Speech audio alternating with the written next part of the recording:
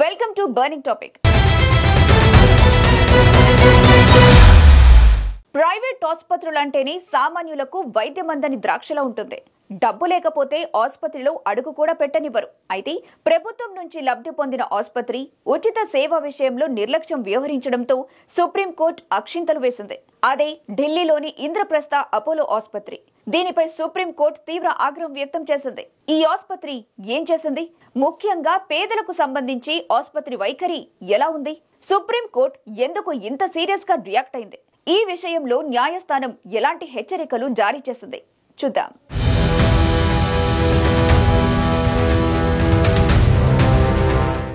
ఢిల్లీలోని Indraprastha Apollo ఆసుపత్రిపై supreme court తీవ్ర ఆగ్రహం వ్యక్తం చేసింది. పేదలకు ఉచిత వైద్య సేవలు అందించడంలో విఫలమైందని మండిపడింది. ఈ ఆసుపత్రికి ఢిల్లీ ప్రభుత్వంతో ఒక ప్రత్యేక ఒప్పందం ఉంది.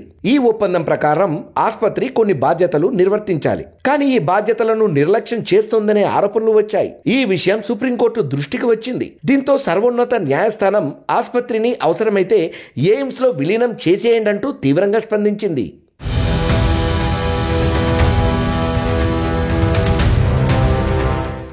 ఇంద్రప్రస్థ అపోలో ఆసుపత్రికి ఢిల్లీ ప్రభుత్వంతో 1994లో ఓ ఒప్పందం కుదిరింది. ఈ ఆసుపత్రి నిర్మాణం కోసం ప్రభుత్వం 15 ఎకరాల భూమిని కేవలం ₹1 రుసుంతో 30 ఏళ్లకు లీజుకిచ్చింది.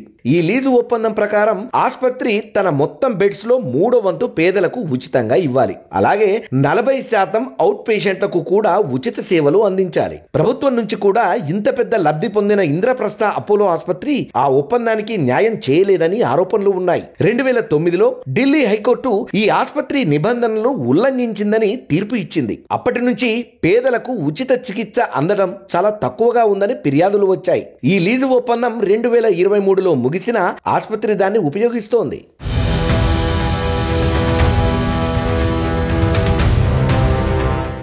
పేదల విషయంలో ఇంద్రప్రస్థ అపోలో ఆసుపత్రి తీరు సంతృప్తికరంగా లేదని సుప్రీంకోర్టు గమనించింది.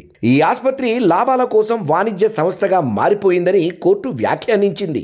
పేదలకు ఉచిత చికిత్స అందించడం కంటే ఆసుపత్రి ఆదాయంపై దృష్టి పెట్టిందని ఆరోపణలు ఉన్నాయి. సుప్రీంకోర్టు ఈ విషయంపై తీవ్రంగా స్పందించింది.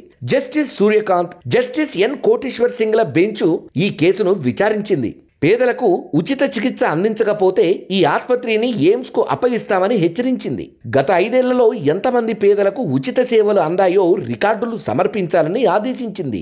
సుప్రీంకోర్టు ఇచ్చిన ఈ వార్నింగ్ చాలా సీరియస్ గా ఉంది. ఆసుపత్రి నిర్వహణ సరిగ్గా లేకపోతే దాన్ని ఎయిమ్స్ కు ఇచ్చేందుకు వెనుకాడమని కోర్టు చెప్పడంతో ఆసుపత్రి వర్గాలు నష్ట నివారణ చర్యలు మొదలుపెట్టాయి. అటు ఢిల్లీ ప్రభుత్వం, కేంద్ర ప్రభుత్వాన్ని కలిపి ఒక ఒప్పందాన్ని ఏర్పాటు చేసి ఆసుపత్రి రికార్డులను పరిశీలించాలని కోర్టు ఆదేశించింది. దీంతో ఆసుపత్రి తమ వాదనల్లో ఢిల్లీ ప్రభుత్వాన్ని తీసుకొచ్చింది.